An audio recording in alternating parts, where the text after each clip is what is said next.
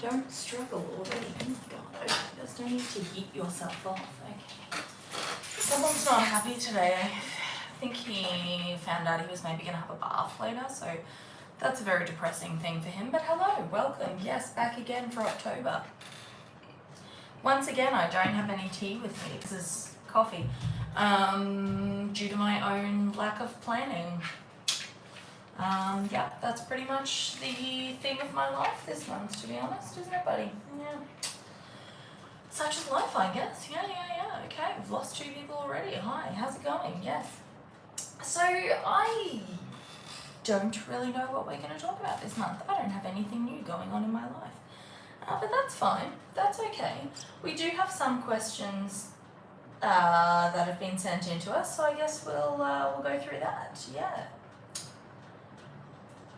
And some people, I think, wanted me to run through this shelf here. I've had that question a few times. I feel like you guys are going to be very disappointed when you learn, like, what in fact is on the shelf. It's not interesting at all. Much as nothing I do is really that interesting. But, you know, here we are. Yeah. I'm trialing a new... I don't want to call it a new setup. I just got a new stand for my iPad. Someone asked me if my camera was movable, and that's hilarious that, like, you guys think I have a professional camera setup. There's a ring light that I bought from Kmart set up behind this, and it's my iPad on a stand because I'm really lazy, but, you know, such is life. That's fine. So yeah, I guess welcome. Yeah, I hope you've all got your tea ready. I've got one of my eyeshadows broke, and now I keep finding, not broke, I don't want to say broke, it in like a little tub, and it like came loose, the entire like thing, and now it's all cracked and sad, and I just keep finding little bits of it like on my desk everywhere. And could I wipe down the desk? Yes, but I've done that like 85 times at this point, and I just keep finding more and more of it. So that's really fun.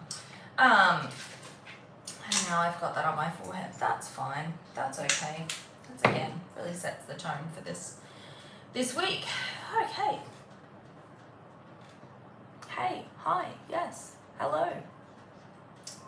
You're all really quiet today. What's going on? Do we have anything interesting to...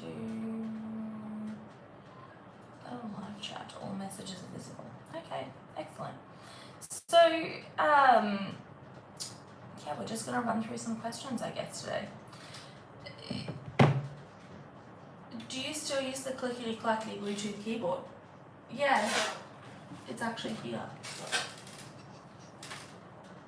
Yes, I still have this typewriter keyboard. It makes me feel like I'm writing a great novel instead of my crap fan fiction, to be honest. Makes me feel like what I'm doing is very important. It makes little like clacky noises and it lights up. I don't want to press too much, otherwise we might get rid of this. But yes, I do still use it.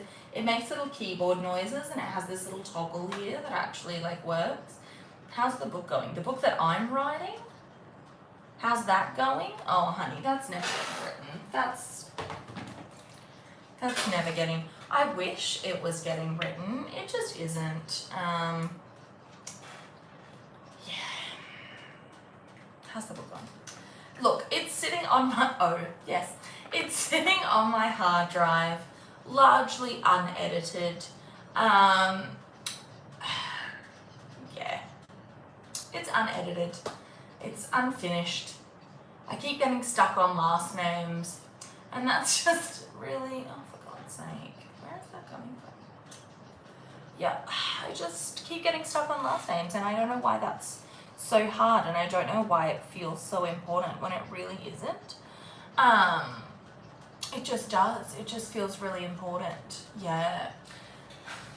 It's not important at all, but that's, every time I go to like edit it, because let's be honest, most of it is going to be off what I've already written, and every time I go to edit it, I get to this point where I have to pick a last name, which is You know, if you've read Bruises, it's about, God, a paragraph in, and I just don't write any more than that. So yeah, that's how that's going. Procrastination is really, yeah, Farmer Anthony, yeah.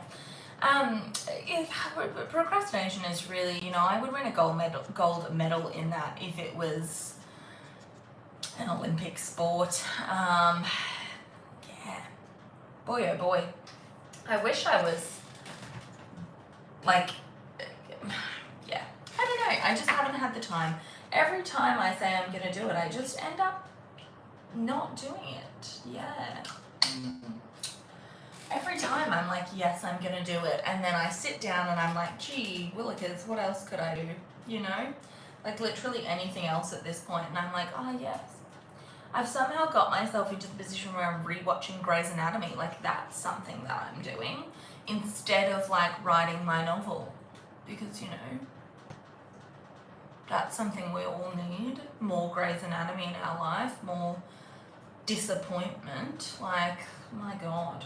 Is there a show on TV that has been more continually disappointing for like the relationships of characters at this point for like so many consecutive years? I don't think so. Maybe The Bold and the Beautiful. I really, you know, God. Oh, you're so right. Once Upon a Time, God, what a show that was. I really liked the first season of Once Upon a Time. So good. And then like, why did the curse end in the first season? Like that was too early for that. Because then they just had to start wildly inventing. And then literally everyone was related. And I don't want to be a dick about a child, but also like Henry was the worst. I do not know how two such excellent people had a child like that. Like that's just, it's not how genetics should work, guys, you know? And I really wish I was a Captain Hook fan, but for some reason I really wasn't in that. I don't know. The dickhead, like, who's only good for one person is really, like, that's a trope I really should be interested in, but I just, like, Neil deserved better. He did. Oh, like, he kept, like, Hook was fine. What was his real name? Killian? What a show. The plot lines just became so, like, yes, I agree, the last decent arc was in that season, the Neverland one, and then it just became like, what are we doing here? Like, I don't know. I don't know. The moment they brought in 20,000 Leagues Under the Sea, I was like, we're done here. I just emotionally can't commit any more to this series than I already have, you know? Like, God, what a time. And I like, oh my God, I got so many people like watching that show. It was one of those ones, like I just really committed to that, and like, God, look where that got me. And now I'm back on the Grey's Anatomy train. I see, the problem is I just rewatched Private Practice, which is, if you haven't watched that, that's like the one good Grey's Anatomy spin-off show. Before there was Station 19, which they keep jamming down our throats with alarming force. There was Private Practice, and that was an Addison spin-off, and Addison was like my favorite, so I loved that show. And I just decided to rewatch it, and then I was like, I should rewatch Grey's Anatomy, and I tell you what, like, boy, I'm on season 2 and I'm already like, oh my God, why have I done this to myself, you know? Yeah. Okay. Should we get this out of the way, this shelf? I feel like you guys are going to be really disappointed. Let me try and disconnect this from its stand without shutting everything down. Yeah. One moment. Okay, there we go. Yeah. So let me turn. Yeah, that's the window. Yeah. Yeah. So this is the shelf that you've all been looking at. Let us move closer. There's really not that much exciting stuff on there. That is a picture up here that my brother-in-law gave me for Christmas which is a picture of my cat and dog and myself, and it's made out of like little 1 mil by 1 mil squares, which took me forever to put together. There's a lot to it. So we've got the Bridgerton books on the top. We also have the Rokesby series there. We've got a little Kate and Anthony, which one of you sent me. You know who you are. This little corgi here. He's like a little sand stretchy guy. He's exciting. But then I felt like I had this weird moment where I felt kind of bad using him because it looked like Greg, and I was like, is that weird? I don't know. So now he just sits up on that shelf. We've got a Chip from Beauty and the Beast. That's my favorite Disney movie. Obviously, we've got a Cogsworth. He is a working clock, and that time is correct. So yes, a win for me. Mrs. Potts, and then we have this lovely little decorative tray. Again, one of you sent me that. You know who you are. Love you very much, yes. So the next shelf down is again not that exciting. I'm not allowed to turn it landscape for some reason. I don't know what that is about. So one of my friends put this together. This is the entire Bridgerton & Sons series printed and bound. One of my friends put that together for me, which is very sweet. It's one of my most prized possessions. This is probably the only book I'm ever going to write. Yes, amazing. These are just some like little Beatrix Potter figurines that are really cute. My mum got them for me. It's one of my favorite series. I've got an aloe vera plant which refuses to die. I have watered him once in his entire time in my home. Yeah. This is a library stamp, so I can like mark all of my books. I've got a 1 ring from Lord of the Rings, which I bought. It is engraved, if it will focus. There we go. It's a 1 ring, which I bought in Hobbiton when I went to New Zealand last year. Again, none of these things are really that exciting. See if that will focus there.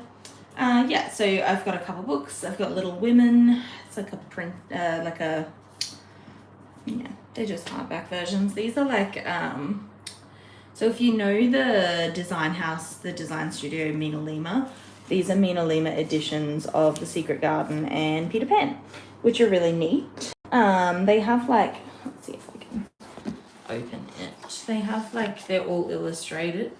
And then they have like little spots there. These things turn, they're really cute. This is just like my fancy books shelf.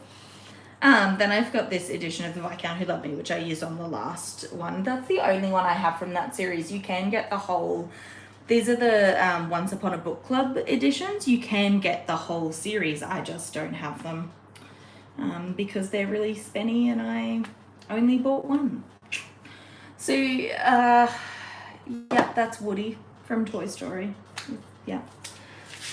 Going further down, we have these Harry Potter books. Again, these are Mina Lima ones. I do still love Harry Potter, though, I mean, it sucks that the author turned out to be an absolute trash bag, but, you know, such is life. Down here, we've got a, well, no, again, not allowed to do that.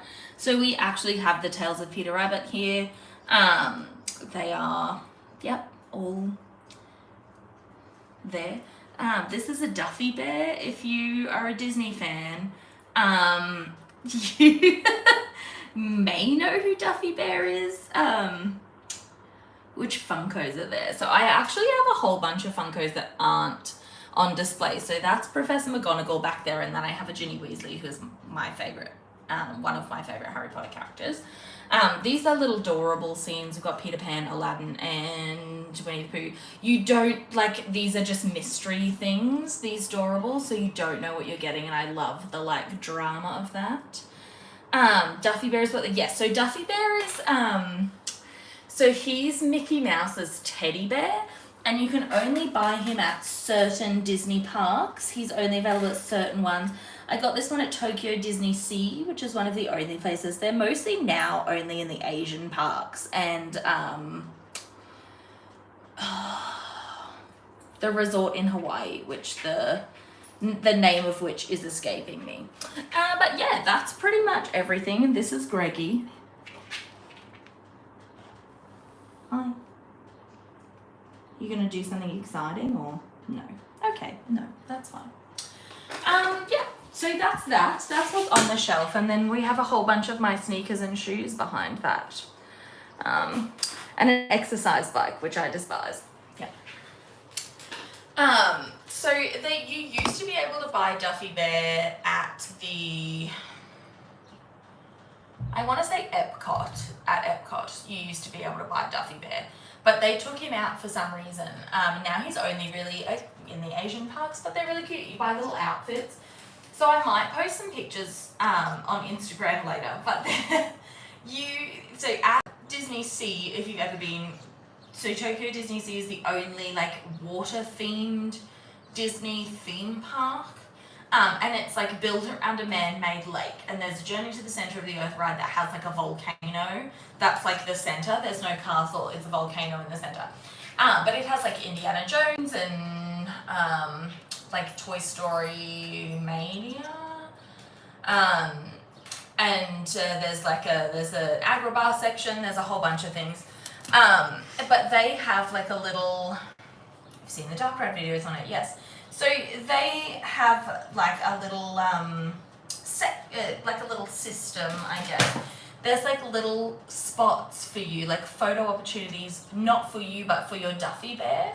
And you can like go and take your Duffy Bear all around the park and like take pictures. And so my sister and I did that last time we were there. That's his summer fun outfit. He has many other outfits, does Duffy Bear, and every time I see them on like the Tokyo's like the closest Disney park to me, obviously, and every time I see them on their Instagram, I just get really jealous because they do like cute little autumn outfits and winter outfits, etc. It's dumb, and it's the most expensive teddy bear I'm ever gonna buy, but I love him. He's very soft. And Duffy has like a whole bunch of friends. He's got his girlfriend Shelley May, and who's also a bear. And then there's like a cat, Gelatoni, and a turtle, etc. It's dumb, but yeah.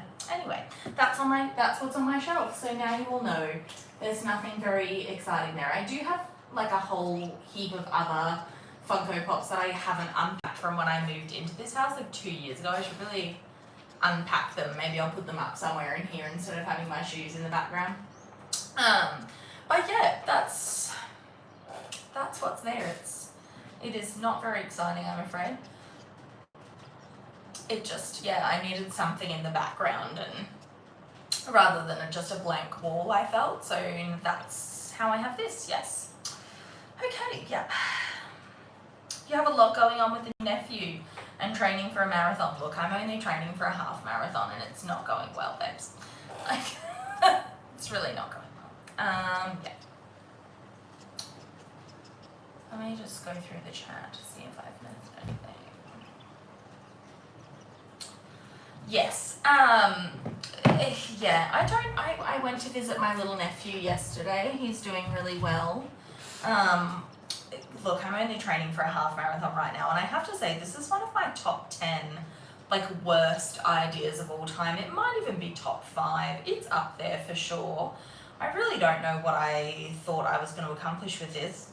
I've nearly been hit by several cars, and I just had to buy new headphones for it because like I couldn't hear with my AirPods in, and also my AirPods kept falling out, which like maybe I have weird shaped ears. I don't know what that's about, but everyone I've spoken to has been like, no, I don't have that problem. And I'm like, okay, well, great for you. I love that for you.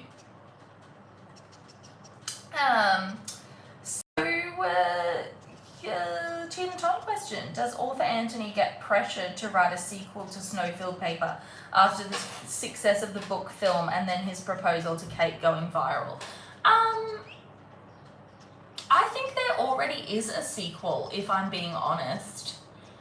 Though I'm not sure, let's be honest, I'm not sure if it's the kind of book that you can write a sequel to. I don't know. Or if it would be one of those like sequels that everyone's kind of like, why are we making this again? Like The Hangover Part 2, you know? And everyone was kind of like, what are they? They've already been hungover. Like, do they need to be hungover again? Who else is getting married? Like, aren't we exhausted? And you know what? We were right, because what a terrible movie. Am I right? one of the only blessings is that it took Ed Helms out of the office for a little while. I said what I said. I'm not going to take it back. Yeah, I don't know if it's the kind of book that you can really do a sequel to.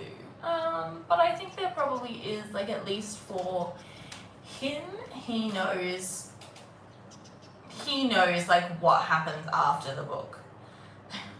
Like, he knows what happens after that book. I'm not sure if he's writing other things, I guess. So it may not be a direct sequel to that. I think were he going to do something like that, it would almost be like a, like works in that series, you know? Like, I think it would be about, oh God, maybe one of their siblings or something like that.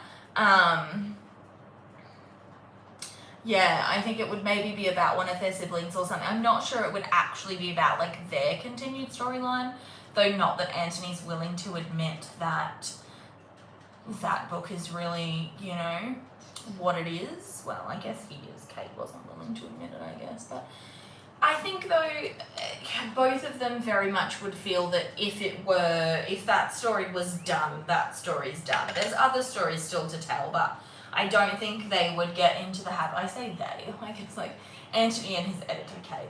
I feel like they, if the story was done, the story's done, you know? Like, they're not gonna write, yeah, that's exactly right. I don't think Benedict would want a book written about him, but I think, yeah, I don't think they would feel any sort of pressure to, like, write a sequel just for the sake of it, you know. I think everyone kind of knows. So there's a question in the chat. There's a question in the chat, like, does Anthony never admit, like, who this book's about? I think, like, everyone kind of just knows. When, like, they start dating, everyone's kind of like, oh, so this is who it was about. It just makes sense. I don't think that he probably does publicly acknowledge it, but I don't think, like, it's a big thing. I don't think there's, like, an announcement. I think it's one of those things that, like, he confirms it kind of after everyone already knows what's going on, you know. I don't think it's... If I get any more of this goddamn black eyeshadow where it shouldn't be, I tell you what, I'm gonna lose it. God damn it. God damn it. It's fine. We're fine. So, yeah, I don't think he, like, publicly, I don't think it's, like, an announcement situation, but I think, like, everyone kind of knows what's going on, mostly because I think Edwina is 100%, like, playing into this elsewhere. I think, yeah. I think she's 100% not trying to, like, drum up publicity for it, but definitely using it as, like, I was right, I told everyone situation, you know. Yeah. Here's another question. In You Never Called It What It Was, so that's the author AU, if you haven't, yes. Is Francesca an actress? Is she getting cast in Dorset's movies? Dorset has a mini-series. It's a TV mini-series. I feel like Anthony would disown her were that to happen, you know. Or is she getting, you know, heading up the adaptation on Anthony's book? Can you imagine? I don't think there would be anything worse for her than that. She'd just be like, absolutely not. Like, I feel like her agent would almost, like, want to put her out for it because, like, you know, what a story. To have his, like, sister in that book, like, in that movie, and she would just be like, absolutely not, no way. She would absolutely not want to be any part of the, like, love letter that Anthony wrote his wife, you know? How mortifying for her as a younger sister. I would have to die. As a younger sister myself, I would just be like, absolutely not, no. I can see her having, like, you know what I think will be really funny? Like, everyone knows how much Anthony loves hate watching adaptations of T.F. Dorset novels, and I feel like Francesca 100% took a little bit part in there and did not tell him, just so that like when he was watching it, he then had to sit there and be like, what? No, it can't be, that can't be her. Absolutely not. And yet, you know, of course it is. The drama, I would love it. I'd be thriving for that. And I feel like all the rest of the siblings would know. And they'd almost, like, I reckon Benedict would invite Anthony around to, like, watch. And he'd be like, let's just put this on. He'd be like, should we just watch it? Like, it's new, you know? Kate worked really hard on that, like, on editing that. We should watch it. And they watch it and there's Francesca and it just ruins Anthony's entire life. Like, he's just disgusted. Like, absolutely not. No way. No how. Ooh, all of these people just popping up in the chat. Don't you have anything better to do, my friends?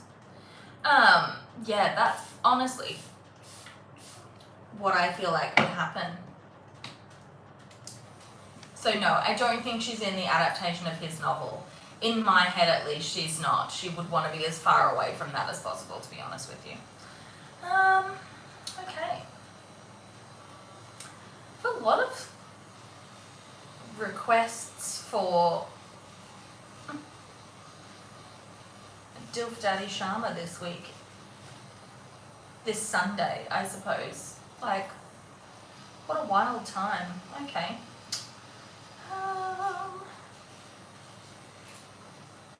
I don't think I have any other questions from memory. Oh no, here are some. Sorry. My bad. How's it going? That's one of these questions. How's it look? I'm having a weird year. I said I've gone into what I call caretaker mode for the rest of the year, which caretaker mode is essentially like when the government is headed towards election and you're not allowed to like really make any big budget calls. That's how I'm doing right now. We're headed into the end of October and I've just kind of decided personally there's no point me making any choices or decisions. That can all wait until January. Yeah, it's pretty much what I'm doing with my life, which is nothing. Though I am almost, so I signed up to, as we all know, I'm training for a half marathon. It's not going well. So I signed up for a bit of like extra motivation. I signed up and to do like this like Lord of the Rings virtual run challenge. I'm nearly at Helm's Deep. It's a very exciting time. I'm just doing the, let's be honest, the more interesting like sections of the story because this is my hot Lord of the Rings take if anyone's interested. My hot Lord of the Rings take is that Frodo and Sam, like, it is arguably the most important part of the story, but it is the worst. I don't care for either of those characters, really. Sorry. I don't care for either of those characters. And it's a nightmare start to finish. So I'm just focusing on the more interesting side of the story, which is Aragorn's journey. Shots fired. Yeah, I'm so sorry. I don't care for that. Like, I just find Frodo annoying. I find Sam a little bit annoying. Gollum, like, I don't know. I don't find that part that interesting. They're really just wandering around the countryside. I don't think that. Yeah. Sorry. My apologies to Tolkien. Yeah. It's the most important part of the entire series, like, I get that. But I don't find it that interesting, so I'm not doing that. Yeah. You know? My other hot take is that I don't really care for Gandalf, but I'm going to stop there, otherwise we're going to get into a big argument, I feel like. It's fine. Are there any taboo or dark takes on Kate and Anthony that interest you? Not really. Not really. Mostly because I feel like every time I do... Did you have something to add?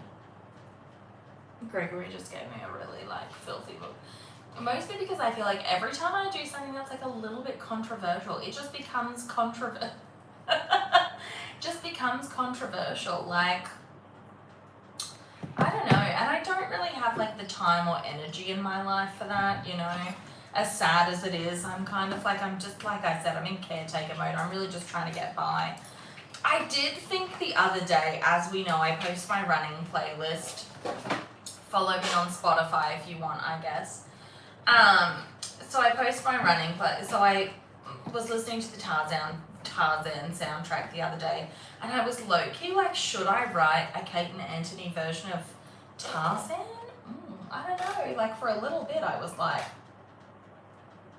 maybe. Though maybe I just got really carried away by Son of Man. Who can say?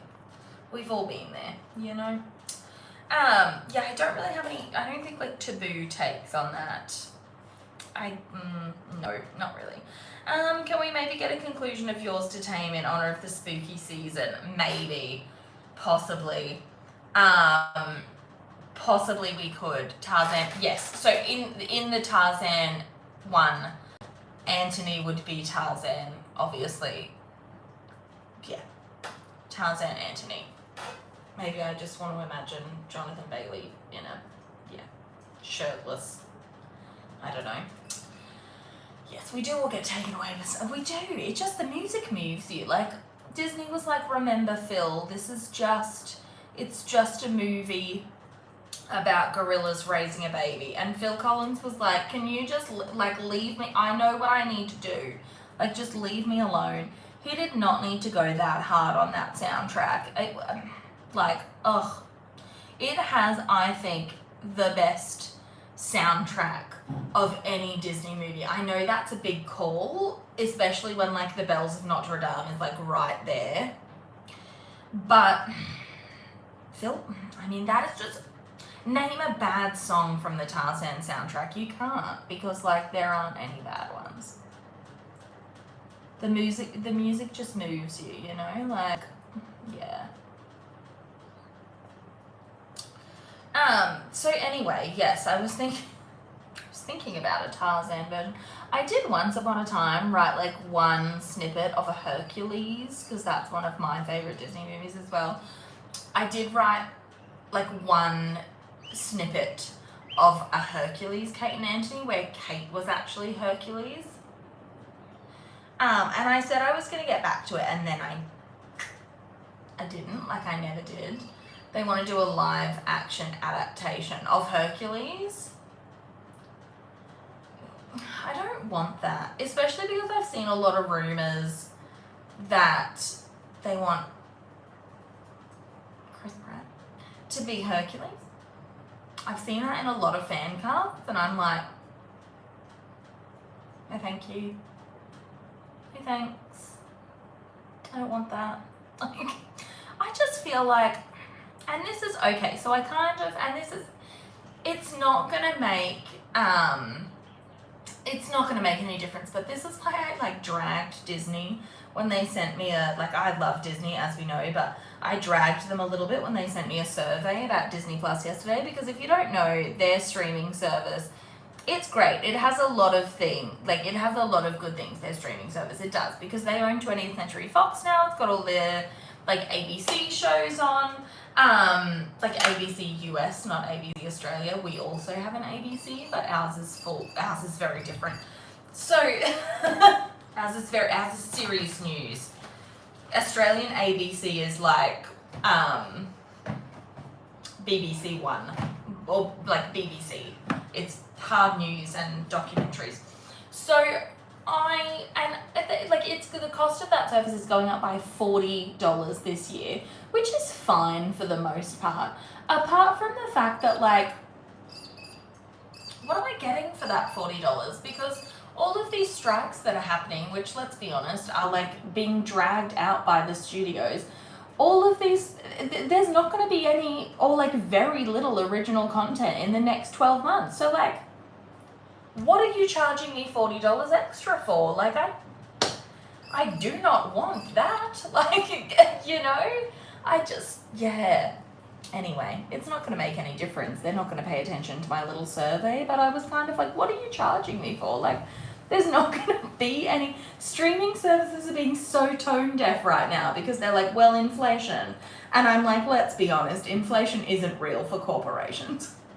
Like, corporations as big as Netflix and like Walt Disney Animation, inflation's not real for you guys. Like, inflation's not real for you. Like, there's been a big fuss in Australia at the moment because, like, obviously, you know, we're going through a cost of living crisis, and comparatively, Australia is not like a super expensive country to live, though things like electronics and like appliances are comparatively a lot more expensive here. But anyway, I digress. And like our major supermarkets have just posted like they are billions of dollars in profit for this year, and yet like no one can afford to eat, you know? And it's really tone deaf. Like I don't know, corporate greed, I guess, late stage capitalism. But yeah, so, you know, and let's be honest, am I still going to keep my streaming services? Yes, because there's nothing on Australian TV, and I'll be honest, my TV aerial in this house has not worked since I moved in, and I've never bothered to get it fixed because I stream everything. Even if it's on free to air, I just stream it on the free to air app because that's what I'm doing with my life now, you know? But yeah, I am getting a little, I've digressed big time here, but I'm just getting a little bit like tired of the original, the like live action everything. Like, one more thing, a live action Lion King, how was that live action? It was a different form of animation. Who was asking you for a photorealistic lion? That can't convey any emotion. Like, I watched Mufasa die and I felt nothing. That's a serious problem, you know? That's what gave us millennials all of our trauma. Like, come on now. But back to my original point, which was, am I going to be finishing off Yours to Tame? Maybe, but I can say that the thing that's going to be posted for Halloween this year is actually, I am posting part 2 of Woman Taken by the Wind, which was the practical magic AU that I wrote and I left on a cliffhanger, and like people still ask me about it. So I never actually intended to write a part 2 of that, but I am going to write a part 2 today. Not today. I am going to write part 2 to that. Not today, but in future for Halloween, as I just said. What am I doing today, honestly? Christ. I think that's the last question I had. I think that's the last question.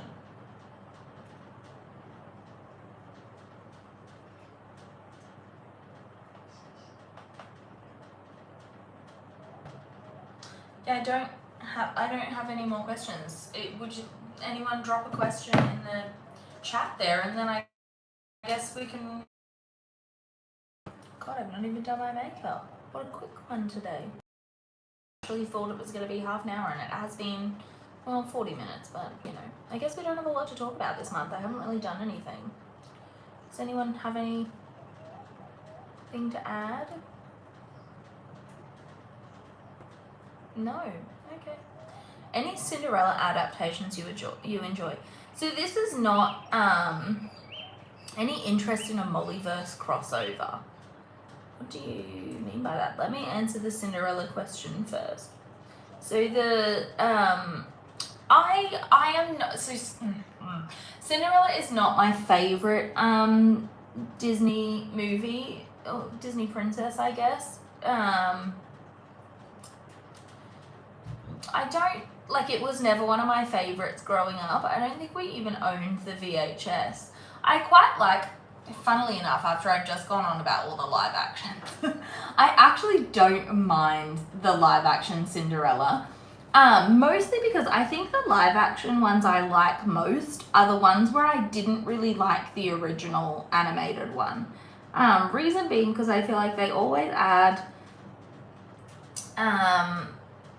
something a little different in them, and sometimes that's good, sometimes that's bad. But if you're really like attached to the original, you're probably never gonna really like, you know, what they've done. I actually do like the live action Cinderella though. I think it's really cute. I love Richard Madden. Yeah, I like that one. I'm not drawn to a lot of Cinderella.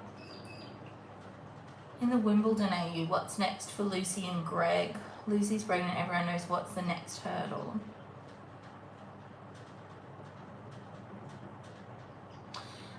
For Lucy and Greg, so the Wimbledon AU, if you guys aren't familiar with that, Lucy and Gregory in that one get themselves into a little friends with benefits situation that ends in an accidental pregnancy, bless them. They decide they're going to co-parent. They're not in an actual relationship, even though both of them would kind of like to be. They're not in an actual relationship they both feel awkward about, but I honestly feel like the biggest hurdle they are facing is not the fact that like he's only 18, but genuinely the fact that like they're trying to co-parent with someone they'd actually like want to be in a relationship with, because I feel like, you know, for one, both of them kind of don't want to get it. That's a situation they don't really want to get into, because if it goes bad, they've got the baby to think about, you know, and it's kind of like, well, maybe should we just let this go, even though it's not really what I want, you know. So they're just kind of learning to navigate that space, I think. It is my personal headcanon that they don't actually end up in a relationship until like their child, Katie, is probably like 3 months old. I do feel like though, just to add some chaos in there, that they're living together for the sake of their child. They're like, I think it'll just be easier if we move in together, because, you know, what could go wrong? So I think they're probably living together and trying to navigate co-parenting a 3-month-old baby, which, let's be honest, there's not much to do it. I'm not like dissing parenting, but like, you don't really have to parent a 3-month-old. You're just trying to keep it alive at that point, you know? Watching it like smile, you don't really have to like co-parent it. Will Uncle Richard cause them trouble in the... No, he doesn't really think. Please diss it. Please diss parenting? I feel like I'm not allowed to do that. My sister has a 1-month-old. I became an aunt for the first time. Yeah, like, I feel like you're just trying to keep it alive when they're really young. It's not until they like start to make decisions that you're like, okay. You know? There's some like guidance that needs to go in here. Prior to that, when they can't make decisions, you're just like, yes, I will feed it. I will make sure it doesn't stick its little fingers in any electrical sockets. Like, that's kind of just what you're doing, you know? So yeah, they're kind of, I think like her uncle is not best pleased that his 20-year-old niece is having a child with an 18-year-old. I think that's probably not a great space, particularly because like when they met, her uncle was trying to set her up with a whole bunch of different people, that she just like casually gave the flick. So he's kind of like, I set you up with all of these people and you're dating this 18-year-old. Well, not dating this 18-year-old, you know. Is he going to cause like actual trouble for them? I don't think so. I do really want to write this story. Rich guys, yes, rich people. Not that Gregory isn't rich. Yeah, I'm not doing my YouTube. Come here, buddy. not that he's not rich. I think like his baby boy Grady. I think like Wimbledon Anthony is independently wealthy, if I'm being honest, like without his like tennis playing. Oh god. That being said, yeah, I think he just thinks that like, you know, hedge fund managers for her to date. You gonna say hi to everyone? No. We're in a sulk. We're still upset about the BATH. Yeah, okay. Yeah, no. Alright, sorry, that was my mistake. I thought you might want to interact. No. So yeah, I think that's probably all. What was the other question that came up there that I didn't answer? Let me go back through the chat. Let's have a look. Any interest in a Mollyverse crossover? Yeah, like I guess I would do that. I don't know how I would incorporate that, to be honest with you. I don't know how I would incorporate a crossover. I think it would be very interesting to see like everyone interact, purely because I feel like some personalities that I've put in there are just really, really different, and it would be interesting to see how all of those people kind of mesh together.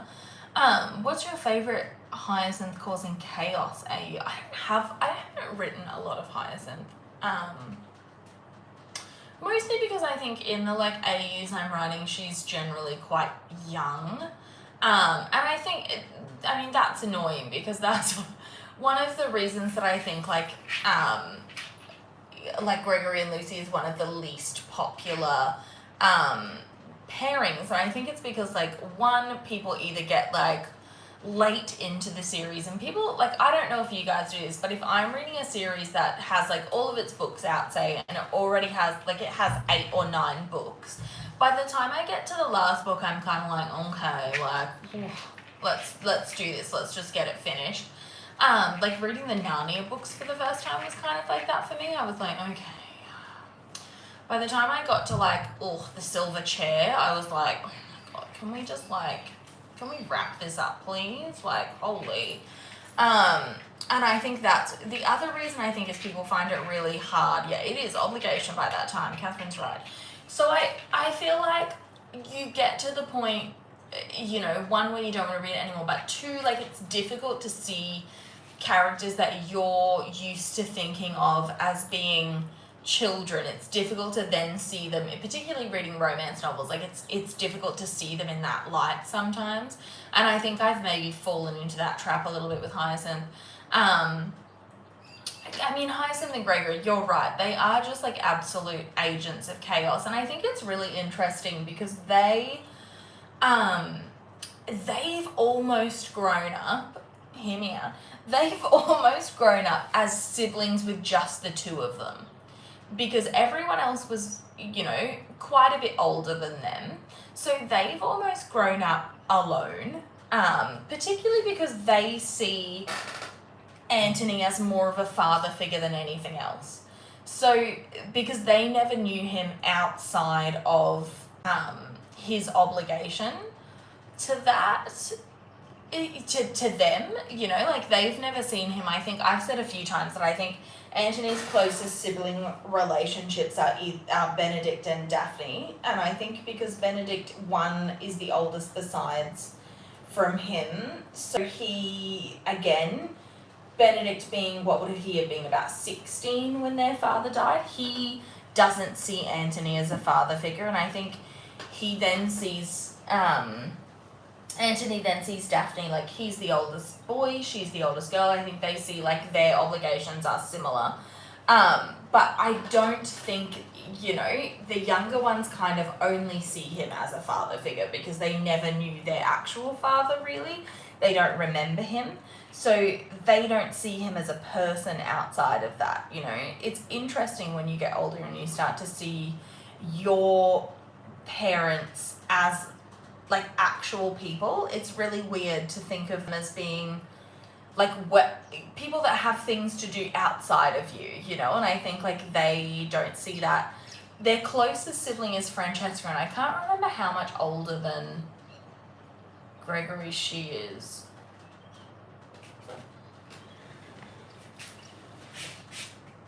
It's in one of these books. It's in one of these books. Let's see. There's a like a family tree at the start of one of these. Okay, so they're only 4 years apart.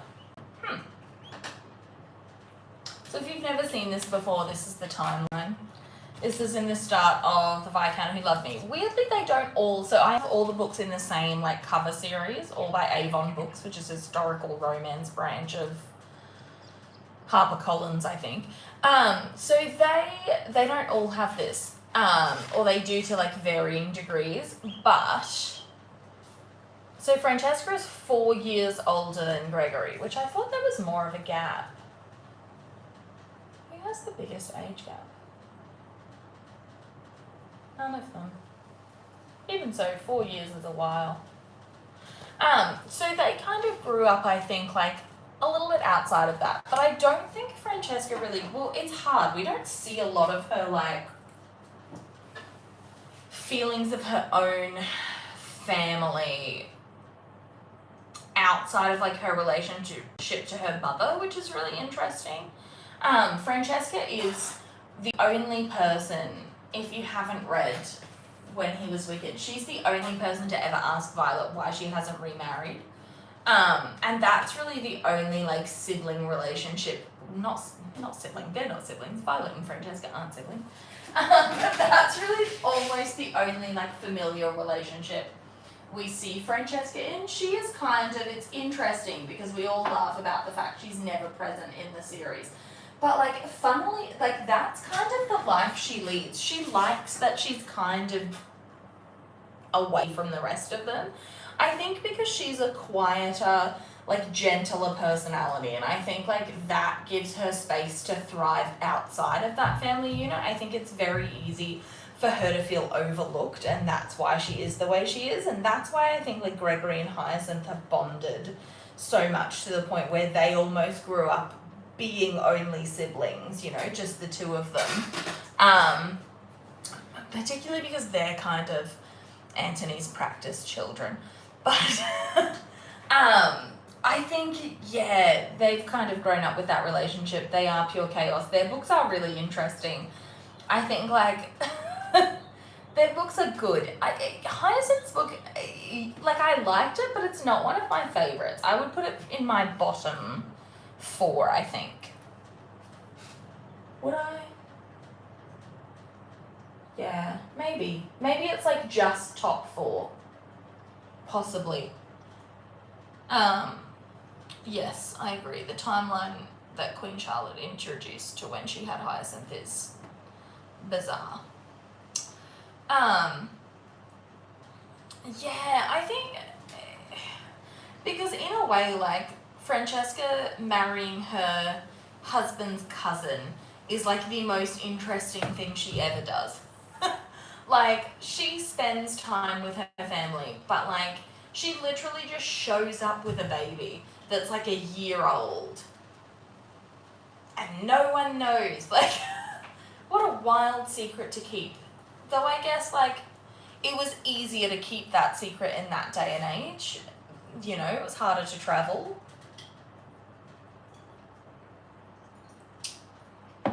But yes, the last 4 books are very interesting. It's a shame that not more people have read them because, yeah, I've said it a few times, but like, I think when the series really started to lag for me was Romancing Mr. Bridgerton. Funnily enough, like when I said I usually get to the end of the series and I'm like, oh my god, okay, like, Christ. The book I felt that about was Romancing Mr. Bridgerton, and I kind of thought like, oh my god, if I have to get through like 5 more of these and I already feel like this, like that's going to be a struggle. But it picked up after that. Violet was too cool about Baby John. Yeah, she was so chill about it. Like, let's read her reaction. Where is it?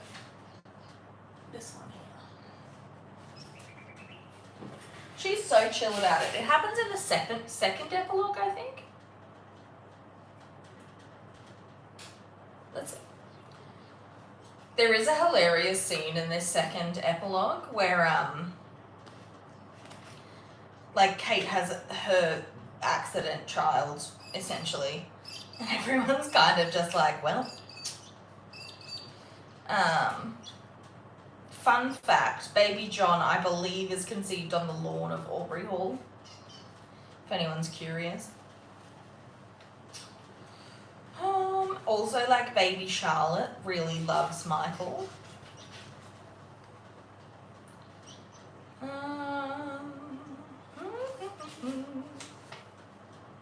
Violet is so chill about it. Where is it? Yeah, Violet just gasps. That's it. Violet gasped. A maid appeared in the doorway holding some sort of bundle, which she then handed down to her mistress. Violet gasped. Dear God, it could. So this is from Violet's point of view. Funnily enough, I think this is the only second epilogue that's not written from like the character's point of view. I think from like the Bridgerton character's point of view. It is partially from Francesca's point of view. I need to double check that now.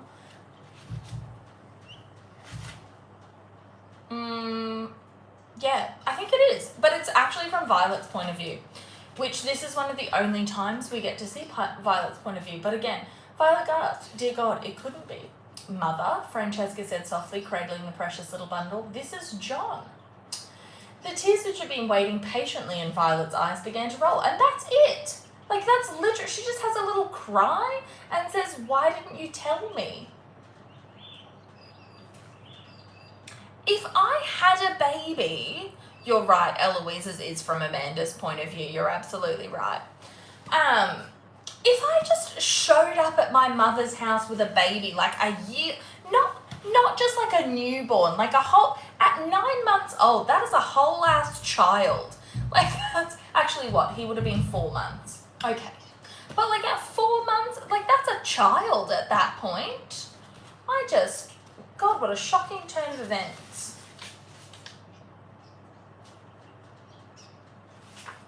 They also think that baby Mary looks like, and this was the most upsetting second epilogue of all, because they did my girl Mary so dirty. They killed her off screen in one little line of dialogue and then just move on. Like, I need time to grieve. I need to know, how is everyone doing?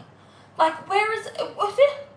Like, this again just goes to show that Julia Quinn did not realise what she wrote when she wrote Kate and Mary's relationship. That is her best parental relationship by far, and she doesn't even realise it. I tell you what. Anyway. But yes, Violet is so chill about the fact that she has a surprise grandchild, which I would not have expected from her. But, you know, again, there we go. Yes, maybe I'll read these books aloud one day. Maybe that's what I'll do. I'll just record myself doing that. But okay, yeah. If we don't, let's have a look. Did I miss anything?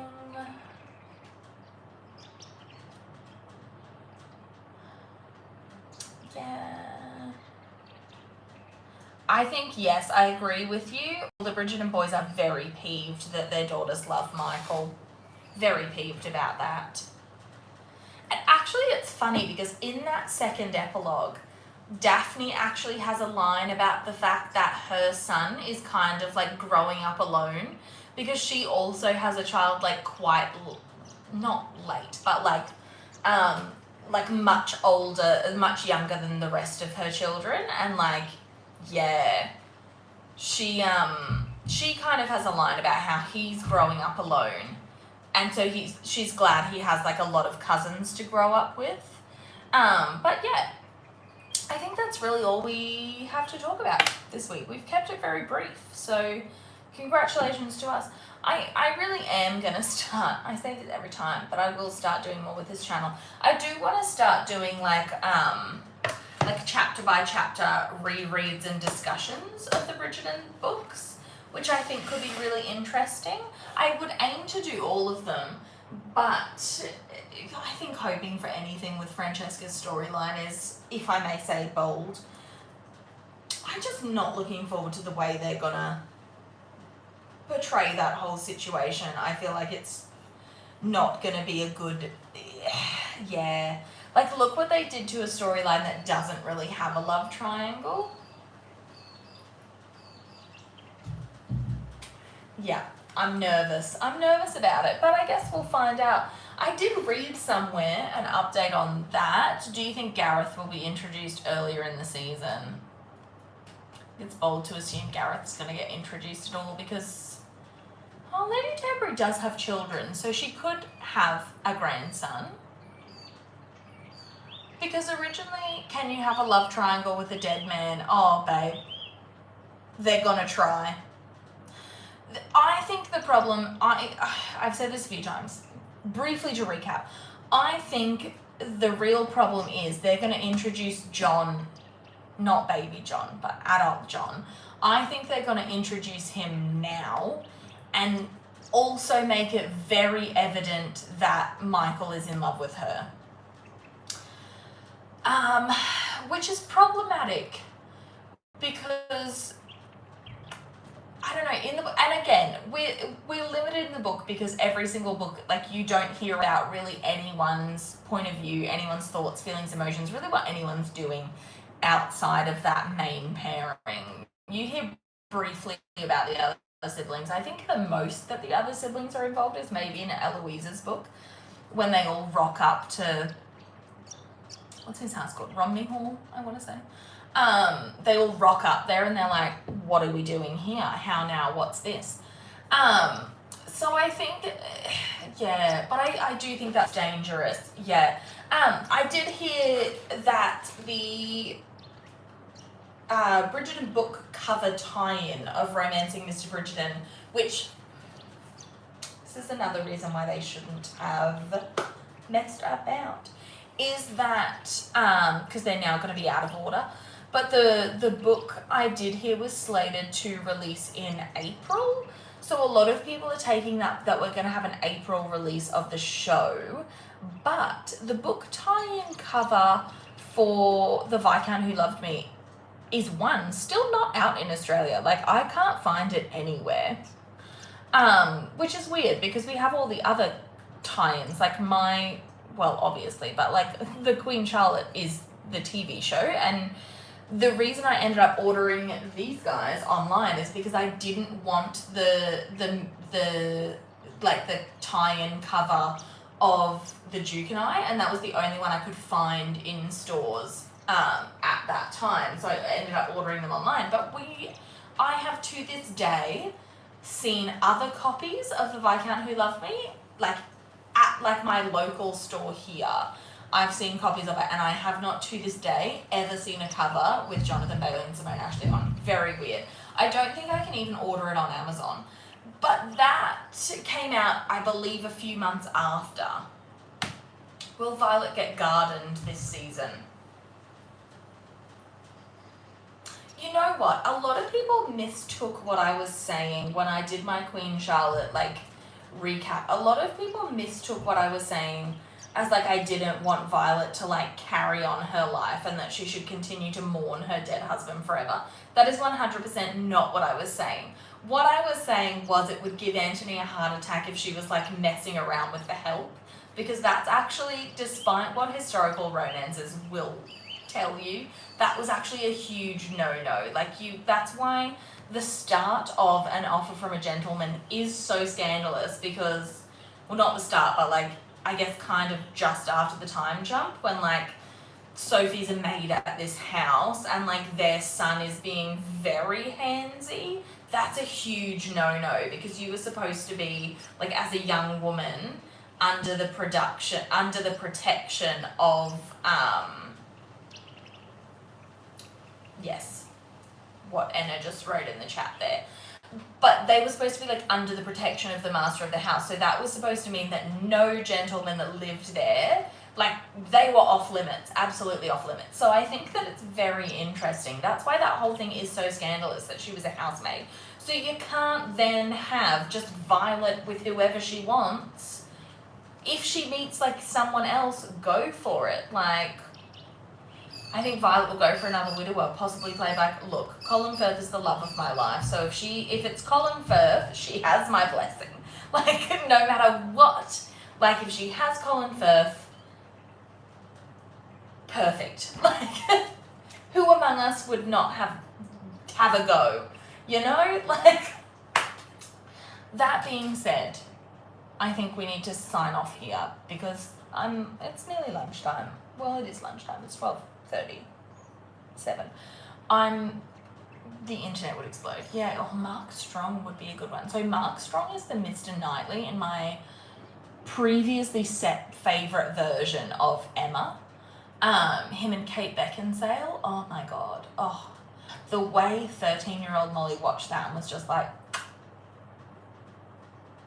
in love with it. Yeah. The way I just like absolutely thrived watching that version of Emma. And now I think it's been replaced by the 2020 version of Emma. That's a very good one if you haven't seen it.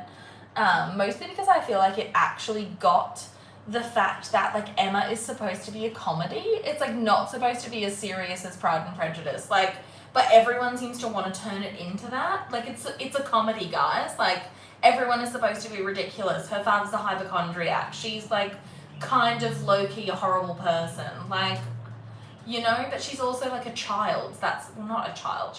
She's 21. But like, we're all idiots at 21, you know? Like, anyway, yeah, I think I'm going to sign off here. It's nearly lunchtime. I have some leftover Thai stir-fry to eat, so I'm going to get to that. Let me get Greggy to say goodbye one last time, though he's looking at me like, don't you dare. Come on. He's looking at me like, please.